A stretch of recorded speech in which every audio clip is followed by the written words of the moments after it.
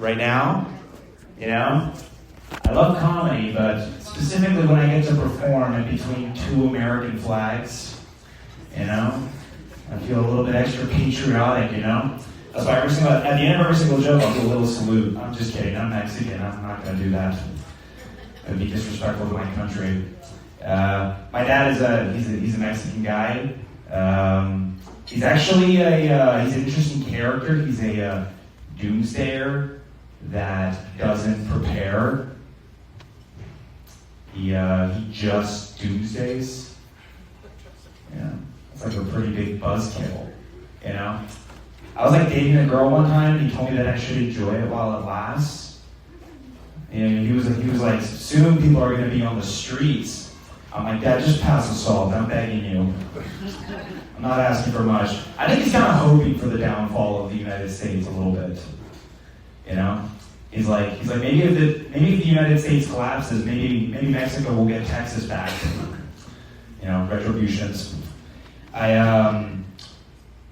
I saw a tiger in a zoo, and I was like, that's pretty sad, That's kind of how I feel when I see a slinky in a house with no stairs. I'm like, this is depressing, And then you're like, oh, it's not all bad. At least they got it in here with another slinky.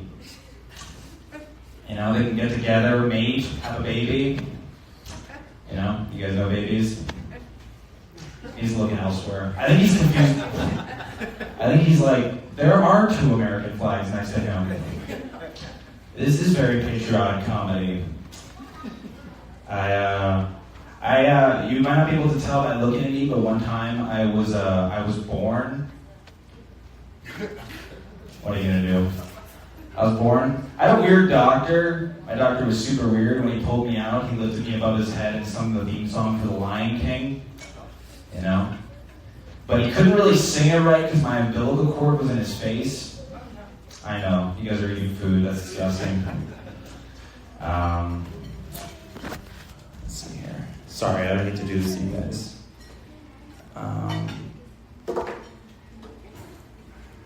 When I was younger, I remember when dating hit our grade, when we were kids and we realized if we want to date, we want to be with a girl or whatever.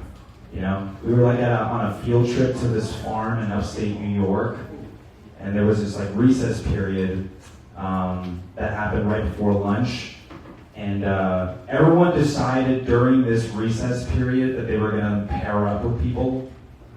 But it wasn't because of love. It was more just they just wanted to do it. It was when your teacher asks you to pair up for a lab. They're get together, kids, and then everybody has a partner.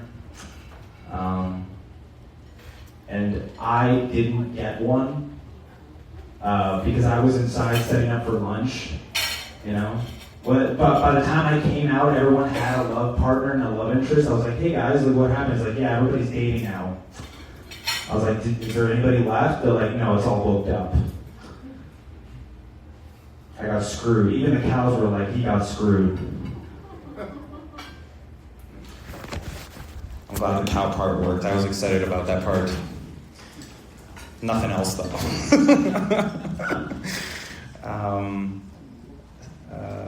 I don't eat a lot of apples, but I'm willing to change my habits if it will stop the midnight break-ins from my doctor. An apple a day keeps a doctor. Do you get that? An apple a day keeps a doctor away? I wasn't eating them, and then he broke into my home. I was like, Jesus, okay, this guy takes it seriously. I don't know if she got it, but I'm going to tell myself she got it. When I'm sleeping tonight, I'll be able to be like, she got it. I nailed it, guys.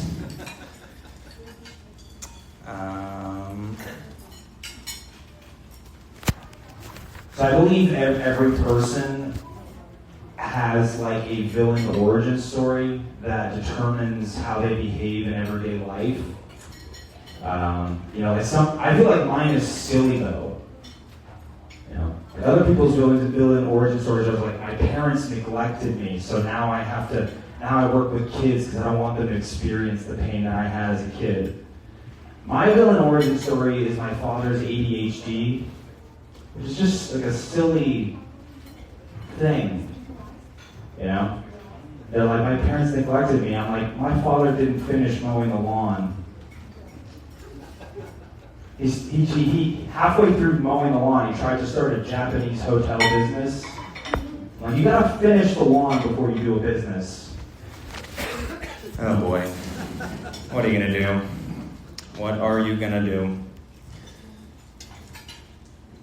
I'll do one more. How much time do I have? Am I almost out of time? Like, You have a minute and a half. a minute and a half. I can fill it. I can do it, guys. Said that to all the girls. There's kids here, man. No, I'm just kidding. I don't see a lot of girls. I'm always at open mics. It's just a lot of dudes. Seriously, you ever go to an open mic? It's a lot of men. Some girls like, you want to go out tonight? I'm like, sorry, I gotta go to a dingy bar with a bunch of men. All right. I will end with this. I saw this, thank you. I saw this, thank God. Get me out of here. I'll order some Chinese food after, eat my feelings. And there's a grand piano over there. That's great. All right, I'll end with this. I saw this TV show where this guy was trying to quit smoking by playing tapes at night that said, you do not like smoking. Smoking is bad for you. You know? I tried to apply that to my sister. You know? I know. I broke into her room in the middle of the night. Oh, no. Oh, no. And because I was like, maybe if I hit her with a couple of positive affirmations, I could just eliminate the daddy issues. You know? I'm like, you're a strong, independent woman. You know how to do an oil change. All right, that's all I had. I killed. I'm going to tell myself that tonight. I killed. Give it up for your host. And these massive chandeliers. Yes, everybody put your hands back to this one. Albert!